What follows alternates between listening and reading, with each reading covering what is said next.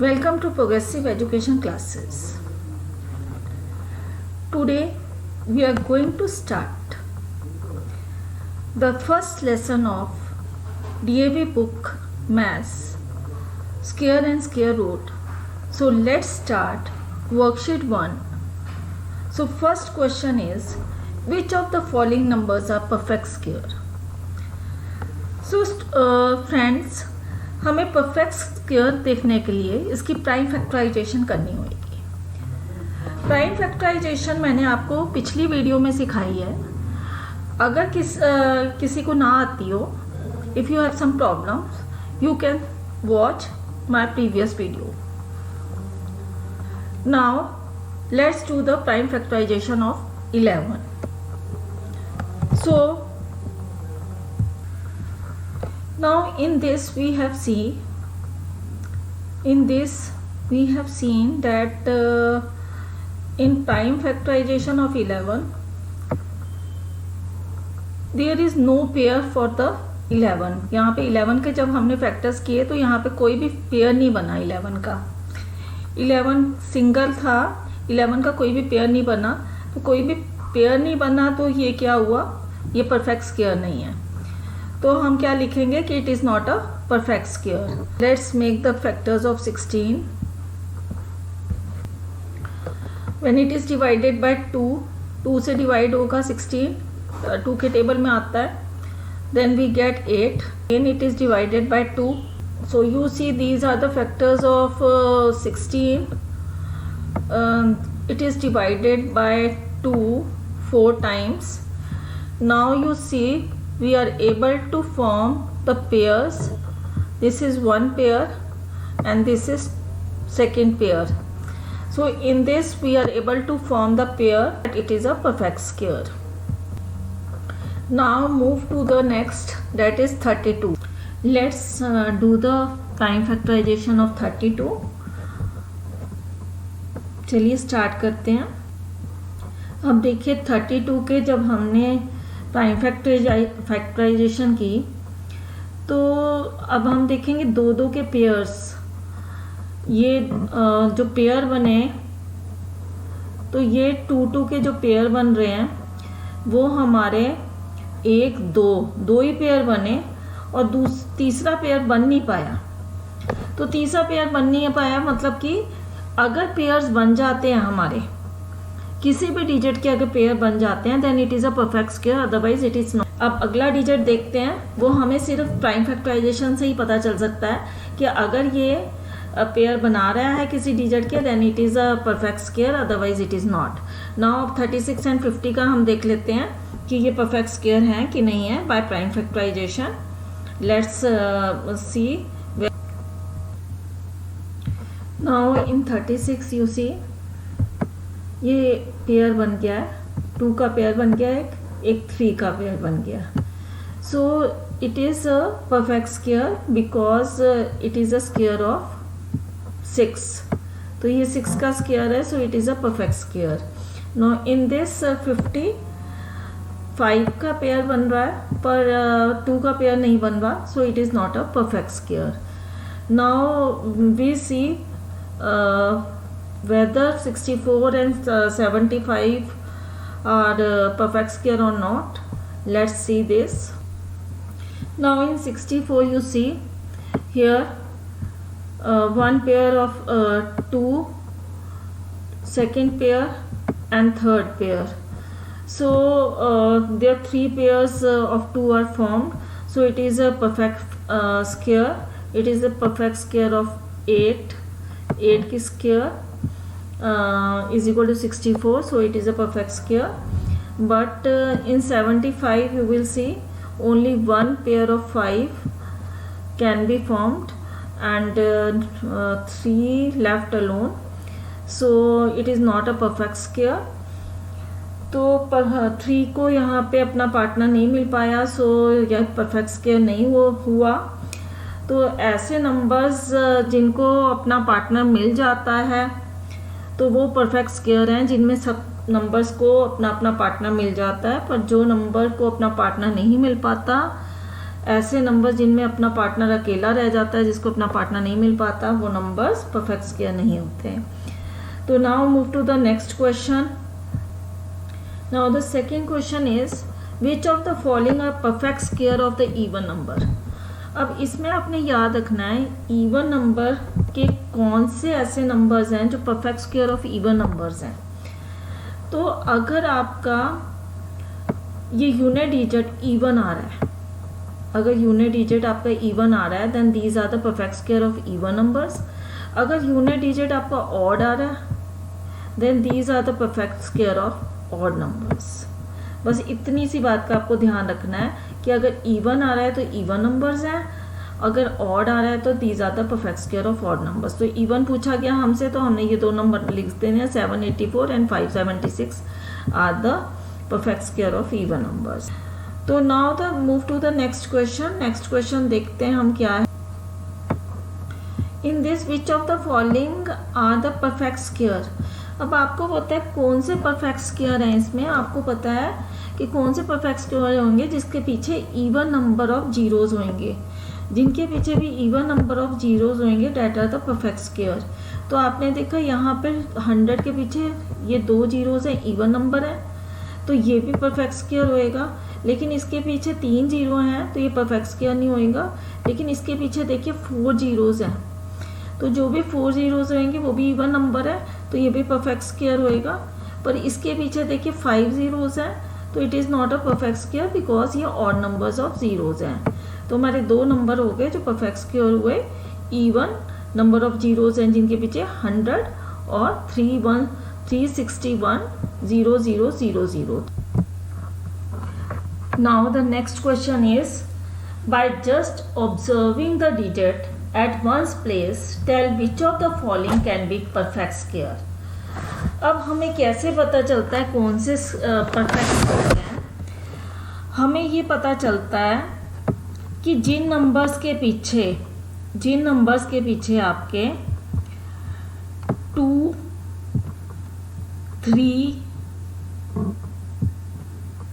3 और 7 8 नहीं आता, वो सारे नंबर परफेक्ट स्क्वायर होते हैं। तो अब ये देख लेते हैं ये क्यों होता है कि ये नंबर्स आने से वो परफेक्ट स्क्वायर क्यों नहीं होते। तो अब ये देखते हैं हम। अब देखिए जितने भी हमारे नंबर हैं जैसे 1 का स्क्वायर 1, 2 का स्क्वायर 4, 3 का स्क्वायर 9, 4 का स्क्वायर 16 एंड सो ऑन। इनके पीछे देखिए कौन सा नंबर आ रहा है, हर के पीछे 1 4 5 6 या 9 आता है। तो जितने भी किसी का भी स्क्वायर ले लीजिए, 11 का स्क्वायर ले लीजिए, 12 का स्क्वायर ले लीजिए, 11 का 121, 12 का 144, हर नंबर के पीछे ये डिजिट्स आएंगे 1 4 9 6 5। तो ये डिजिट्स आएंगे, तो ये वाले डिजिट्स किसी भी स्क्वायर के पीछे नहीं आएंगे। तो जब भी कभी आपसे पूछें कि परफेक्ट स्क्वायर कौन सा नंबर है तो आपने ये देखना है कि ये डिजिट्स आ रहे हैं 1 4 9 6 5, 1 4 5 6 9। ये अगर डिजिट्स आ रहे हैं तो it is a perfect square. तो इनमें कौन से ऐसे नंबर्स हैं जिनमें ये डिजिट्स आ रहे हैं, तो ये 2 नंबर हैं 1026 and 1024। So this is our answer 1026 and 1024. Now move to the next. Now the next question is how many non-square numbers lie between the following pairs of the numbers। अब ये following pairs जो numbers हैं इनके बीच में कितने non square numbers हैं, कि कितने ऐसे नंबर्स हैं जो नॉन स्क्वायर हैं। तो अब हम ये कैसे देखेंगे कि कितने नॉन स्क्वायर नंबर्स हैं। तो अब ये इसका बहुत ही इजी फॉर्मूला है। आपने क्या करना है इसमें, जस्ट जब भी 2 कॉन्सिक्यूटिव नंबर्स हों, जैसे एक n होए और दूसरा नंबर n+1 होए, जैसे अब इसमें है एक नंबर आपका 7 है, इनकी स्क्वायर होए मतलब n की स्क्वायर होए, और एक नंबर n+1 मतलब n+1 मतलब जैसे ये 7 की स्क्वायर है, ये 7 की स्क्वायर है, तो दूसरा नंबर होए 7+1 की स्क्वायर मतलब कि 7+1 मतलब 8 की स्क्वायर, तो ये दूसरा नंबर हो जाए 8 की स्क्वायर। तो दो कॉन्जिक्यूटिव नंबर्स हुए इस तरह, कॉन्जिक्यूटिव नंबर्स के स्क्वायर हुए, तो इनके बीच में जब भी हमें निकालना है कोई भी नॉन स्क्वायर्स नंबर, तो हमने क्या करना है, जो हमने n लिया है, n और n+1, ये दो नंबर्स लिए हैं, इनके स्क्वायर के बीच में हमने देखना है। तो ये जो दो नंबर्स लिए हैं हमें नॉन स्क्वायर नंबर्स के किस फॉर्मूले से मिलेंगे, 2n से, 2n से। जैसे अब ये दो कॉन्जिक्यूटिव नंबर हैं 7 and 8, 7 and 8, इनके स्क्वायर के बीच में हमें देखना है। तो हम क्या करेंगे कि कितने नॉन स्क्वायर नंबर्स हैं, 2 into 7, 2 into 7 करेंगे तो हमें मिल गए 14। इसी तरह यहाँ पे 10 और 11 दो कॉन्जिक्यूटिव नंबर्स के स्क्वायर हैं, उनके बीच में कितने नॉन स्क्वायर नंबर हैं, 2 into 10, 20। इसी तरह 40 और 41 के स्क्वायर हैं, दो कॉन्जिक्यूटिव नंबर्स हैं, इनके स्क्वायर के बीच में कितने नंबर्स हैं, 40 into 2, 80। इसी तरह 80 और 81 दो कॉन्जिक्यूटिव नंबर्स हैं, इनके स्क्वायर के बीच में कितने नंबर्स हैं, 80 into 2, 160। 101 into 102 दो कॉन्जिक्यूटिव नंबर्स हैं, इनके स्क्वायर के बीच में कितने हैं, 101 into 2, 202। एंड 205 एंड 206 के स्क्वायर के बीच में कितने हैं, इनका भी इंटू 2 = 410, सो ऑन। तो इस तरह से हमने ये करना है। Now move to the next question. Next is write down the correct number in the box.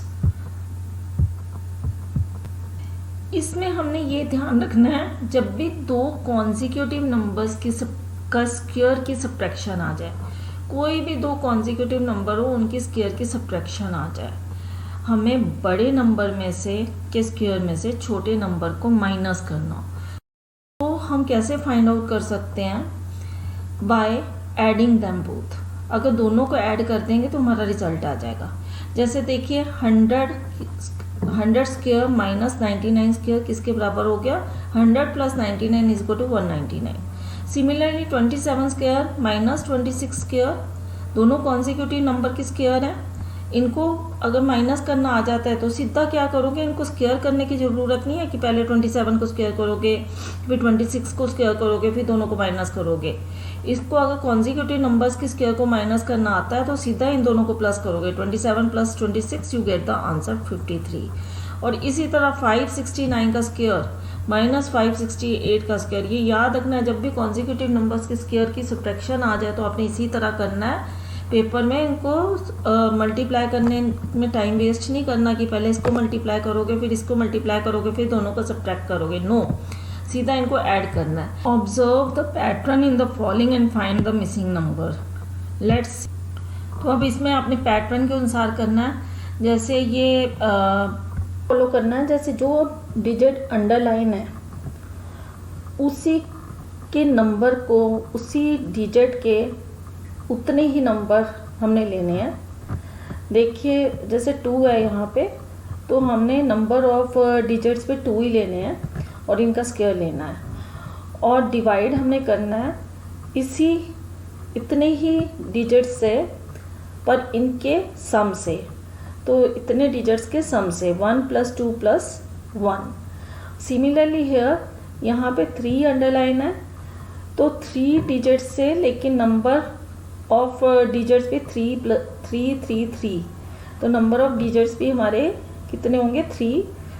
तो 3 का स्क्वायर लेंगे हम, और नीचे हम डिवाइड किससे करेंगे, हम इसकी नंबर ऑफ डिजिट्स जितने हैं, ये सारे जितने डिजिट्स लिखे हैं इनके सम से हम इस नंबर को डिवाइड करेंगे। सिमिलरली हमें सभी में ऐसे ही करना है। ये 4 है तो इसके 4 × 4 square and number of digits ये जितनी दी हैं उसके सम से हम इसे डिवाइड करेंगे। और उसके बाद आगे 5 × 5 हम 5 × 5 का स्क्वायर, और उसके बाद हमने नंबर ऑफ डिजिट्स जितनी हैं उनको प्लस करके उससे हमने डिवाइड करना है। इसी तरह 6 का है, तो यही पैटर्न हमने फॉलो करना है इसमें। Let's see the next question. Next question क्या है देखते हैं इसमें। Next question is which of the following triplets are Pythagorean.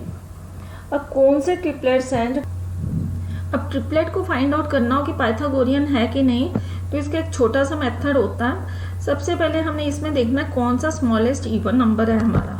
सबसे पहले हमने स्मॉलेस्ट इवन नंबर देखना है कि स्मॉलेस्ट इवन नंबर कौन सा है। जैसे हम देख रहे हैं कि इसमें स्मॉलेस्ट इवन नंबर हमारा 4 है, तो हमने क्या करना है कि 2m को स्मॉलेस्ट इवन नंबर के बराबर कर देना है।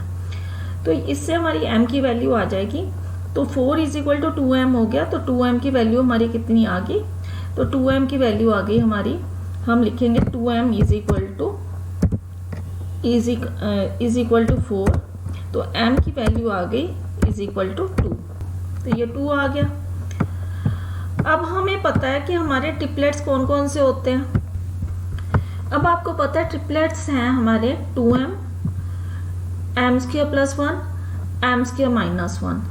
तो अब हम क्या करेंगे, जो हमारी वैल्यू आई है m की 2, तो इस वैल्यू को हम सभी एक एक करके हर ट्रिपलेट में डालेंगे, 2m में, फिर m² + 1 में और m² - 1 में। अगर हमारा रिजल्ट सेम आया, तो हमारा अगर रिजल्ट सेम आया then the triplet can be possible, otherwise it is not. तो लेट्स सी, फाइंड करते हैं कि हमारा रिजल्ट सेम आता है कि नहीं आता। नाउ सी, जब हमने ये m की वैल्यू डाली, ये जब m की वैल्यू डाली हमने 2m में, तो 2 × 2 = 4। अब इसमें m की वैल्यू दोबारा से हमने इसमें डाली, जब ये m² + 1 में, तो ये क्या हुआ 2² + 1, 2² = 4 + 1 5। और जब m² - 1 में डाली, तो 2² - 1 4 - 1 3, तो ट्रिपलेट बना 3 4 5। So our answer is same, hence it is possible, this triplet is possible. So move to the next part. next part देख लेते हैं हमारा क्या है। Before going to the next part, इसका एक और मेथड भी और निकालने का होता है, वो भी हम समझ लेते हैं। उस मेथड में क्या करते हैं हम, जो ग्रेटेस्ट नंबर है, जो इसमें ग्रेटेस्ट नंबर है उसका स्क्वायर लेते हैं। जैसे ये हमने लिया ग्रेटेस्ट नंबर क्या हुआ 5, तो ये लिया मैंने 5 का स्क्वायर 5। तो ग्रेटेस्ट नंबर जो 5 का स्क्वायर है वो किसके बराबर होना चाहिए, 4 का स्क्वायर प्लस 3 का स्क्वायर। अगर ये वैल्यू हमारी करेक्ट आ जाती है then it is a Pythagorean triplet. तो हम ये देख लेते हैं 5 का स्क्वायर किसके बराबर हुआ, हमें पता 5 का स्क्वायर 20। सो देखिए 16 + 9, 4 का स्क्वायर 16 और 3 का स्क्वायर 9। तो जब हमने ऐड किया तो right hand side is equal to the left hand side. So आप देखेंगे तो दोनों आंसर्स हमारे बराबर हैं। So it is a Pythagorean triplet. हम इस तरह से भी इसकी इवेल्युएशन कर सकते हैं कि whether it is a Pythagorean triplet और नॉट। तो हमारे को इस तरह से भी आंसर मिल जाता है। दोनों ही मेथड्स करेक्ट हैं। अगर ये क्वेश्चन आता है तो आप दोनों ही मेथड से कर सकते हैं। Now move to the second part. In this is the second part, 6 7 8. This is the second triplet. We have to see whether it is a Pythagorean triplet or not. So firstly the smallest even number is 6. तो 6 is equal to 2m. m की value आ गई 3. Now put this value in the triplet 2m m² + 1 m² - 1. And now after putting the values you will observe that 2m value comes 6, m² + 1. When you put the value of 3 in m you get value 10 and here you get the value 8. So 6 8 10 are the values of the triplet by putting the value of m 3, but we have given 6 7 8, so it is not a Pythagorean triplet. Second method we have taken the largest number square. तो इसमें जो greatest number था ये 8, इसका मैंने square लिया था। 8 का स्क्वायर इज इक्वल टू 6 का स्क्वायर प्लस 7 का स्क्वायर। जब ये देखा मैंने ये जब इनको किया सॉल्व तो देखा these are not the equal to both, ये एक दूसरे के इक्वल नहीं थे। तो 64 is not equal to 85, so left hand side is not equal to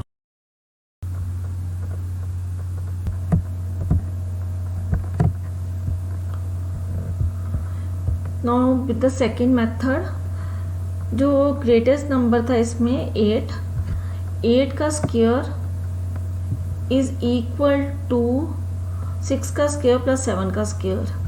8 का स्क्वायर होता है 64, 6 का स्क्वायर 36 और 7 का स्क्वायर 49।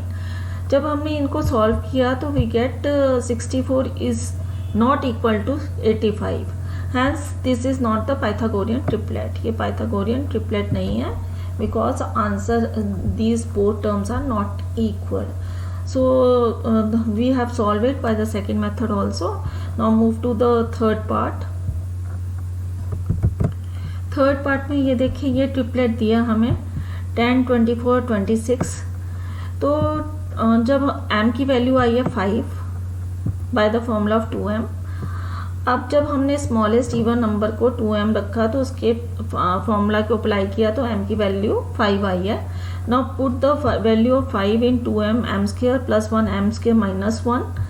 तो हमारा आंसर जो हमें मिलता है तो हमें वो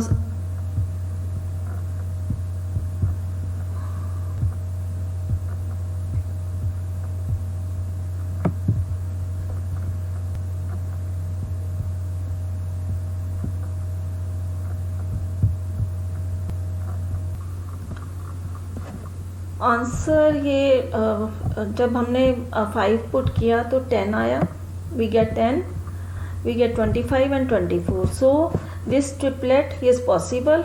ये ट्रिपलेट पॉसिबल था because we get the values of 10, 24 and 26।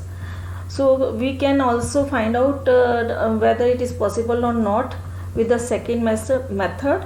Let's see it. Now in this you see, जब हमने ग्रेटेस्ट नंबर का स्क्वायर इक्वल किया with rest two numbers sum, then you see the right hand side is equal to the sum of left hand side. जब greatest digit था जो यहाँ पे, उसके स्क्वायर को हमने बाकी दो डिजिट के स्क्वायर के सम के बराबर किया, तो जो राइट हैंड साइड थी वो लेफ्ट हैंड साइड के इक्वल आया रिजल्ट। तो इट मीन्स कि द ट्रिपलेट इज़ पॉसिबल। तो ट्रिपलेट ये पॉसिबल है, तो आपने लिखना this triplet is possible. Now move to the next option.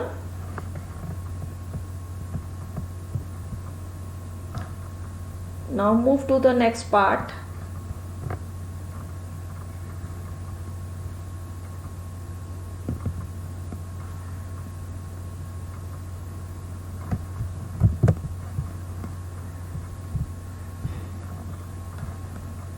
अब देखो इसमें क्या है कि स्मॉलेस्ट इवन नंबर हमारा 2m है। 2m हमने लिया, स्मॉलेस्ट इवन नंबर हमने 2 ले लिया, स्मॉलेस्ट इवन नंबर। अब 2 लेने के बाद इसकी m की वैल्यू आई 1। जब हमने ये वैल्यू पुट की अगेन, तो हमारी वैल्यू से ट्रिपलेट बन रहा है 2, 3, 5, बट हमें गिवन है 2, 3, 4। सो it is this triplet is not possible. Again हम सेकंड मेथड से करके देख लेते हैं हमारी सेटिस्फेक्शन के लिए कि उससे भी हमारा आंसर ठीक आता है कि नहीं। तो let's do by second method.